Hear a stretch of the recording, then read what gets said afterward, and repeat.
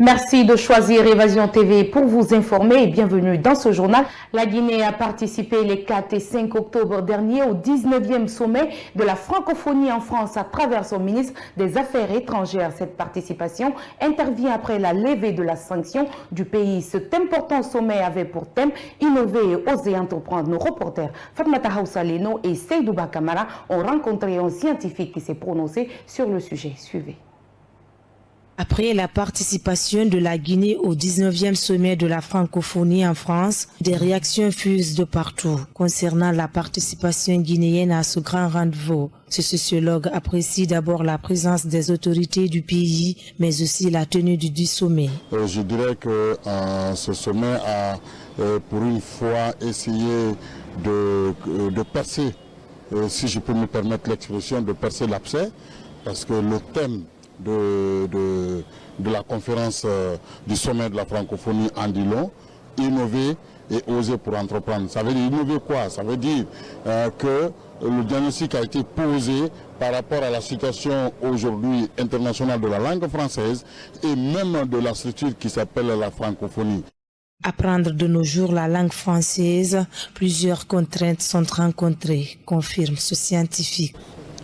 Bien, j'ai retenu de ce sommet que les chefs d'État et de gouvernement ont essayé de prendre le problème à bras le corps et ont décidé de revoir un peu, si vous voulez, le fonctionnement d'abord de la langue française.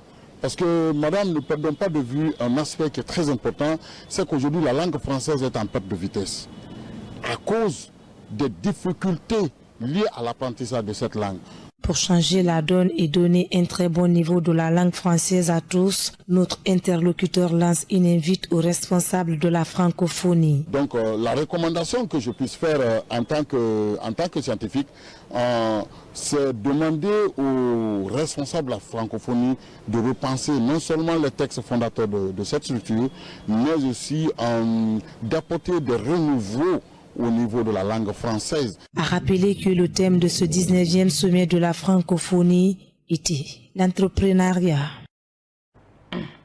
Dans l'actualité, toujours, la Guinée est devenue un pays exportateur d'énergie aux pays voisins, notamment le Sénégal, la Guinée-Bissau, la Côte d'Ivoire et bientôt la Gambie. Certains acteurs de la société civile ont donné leur grille de lecture sur l'actualité. Nombreux sont ceux qui saluent la nouvelle Bintou Touré et Wandel Camara.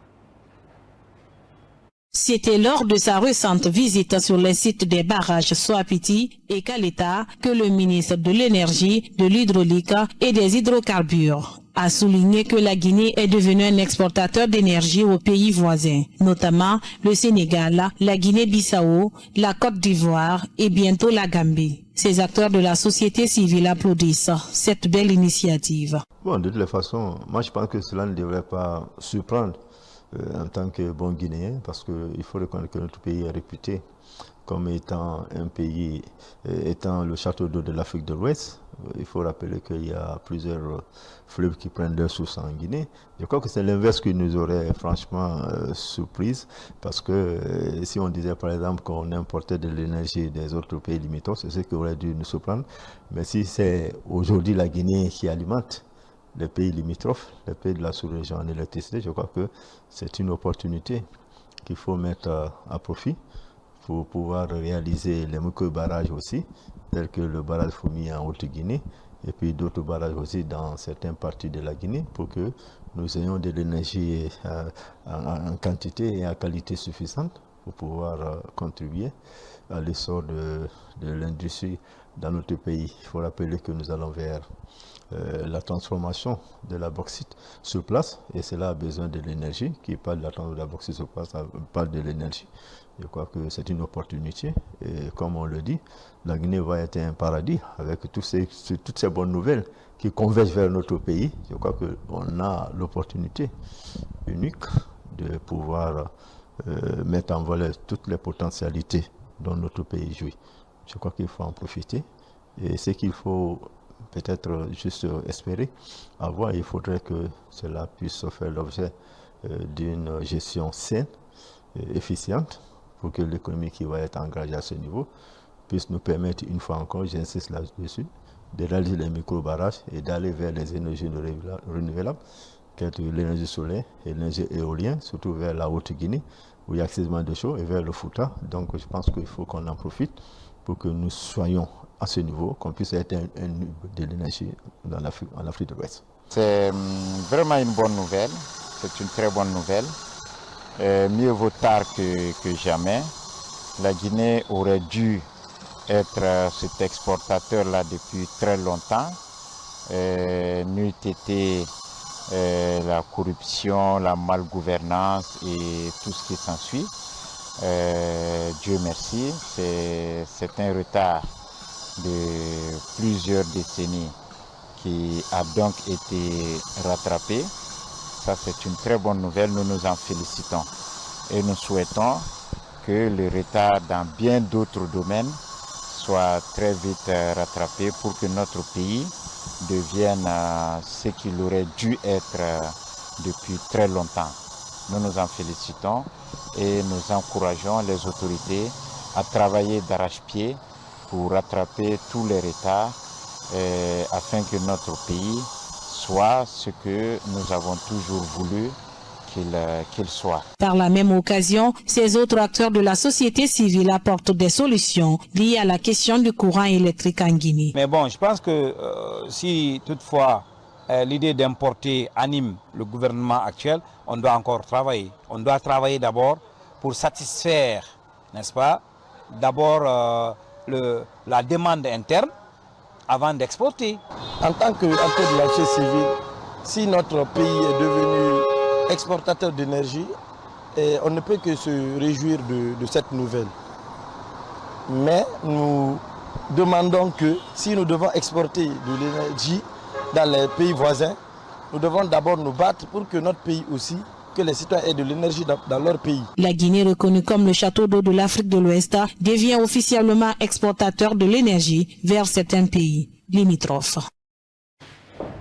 Et puis, dans le cadre de l'amélioration des conditions de vie des étudiants, la Guinée introduit une assurance responsabilité civile pour les étudiants. Cette initiative est une première dans ce secteur qui continue à être reformé pour le bien-être des futurs cadres du pays. Nos reporters Bintou Touré et Wandel Camara ont sillonné quelques universités du pays. Suivez leur reportage. Pour une première fois, la Guinée met en place une couverture d'assurance pour ses étudiants, leur permettant de bénéficier gratuitement d'une hospitalisation en cas de certaines maladies graves, comme le cancer, l'insuffisance rénale ou l'AVC. Cette couverture inclut également un accompagnement en cas de décès de l'assuré ou d'un parent, soulageant ainsi les familles de certaines charges financières lourdes. Une initiative saluée par cet étudiant. En tant qu'étudiant, bénéficier d'une bourse assurance maladie est crucial.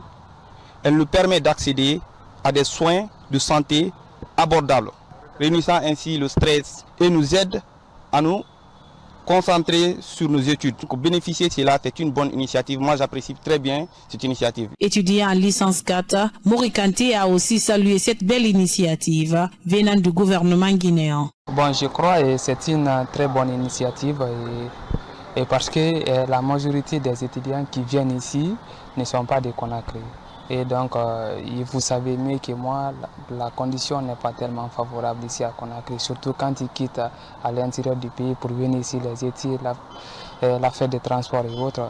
Donc, si toutefois le ministre fait ça, je crois que c'est une bonne chose et puis c'est bénéfique. Cette initiative s'inscrit dans le cadre d'amélioration du système éducatif en offrant aux étudiants un environnement sécurisé et propice à la réussite académique. Nous poursuivons ce journal avec cette autre actualité. Installée dans les différents carrefours de Conakry, certains panneaux de signalisation ne fonctionnent plus. Normalement, cet exemple est illustratif au rond-point de la tannerie. Dans cet endroit, les motards et autres conducteurs d'engins peinent à avoir la tranquillité dans la circulation. N'est-ce pas Lauratou Diallo et Mamadi Sangaré? Nous sommes au rond-point de la tannerie. Ici, les panneaux de signalisation ne fonctionnent plus à la normale depuis quelques mois. Les motards et les piétons peinent à circuler dans cette circonstance. Panneau de signalisation là, ça fait longtemps c'est gâté. Sinon, avant, ça allumait, ça travaille. Il y avait des choses, comment dirais-je, quand ça allumait comme ça, les voitures s'arrêtent. si ça atteint, les voitures passent. Mais là, ça fait 5 mois comme ça, nous on voit, le panneau ne travaille pas, je ne sais pas pourquoi. Plus loin, il lance une invite aux autorités de venir réparer pour le bien des usagers. Ça nous fatigue très mal, ça nous fatigue vraiment, wallah. Il n'y a qu'à réparer, sinon ça ne va pas. Il y a des cas d'accident 2 fois. Les panneaux de signalisation sont des moyens de communication. Ils consistent non seulement à réglementer la circulation, mais également à donner des informations relatives à l'usage de la route.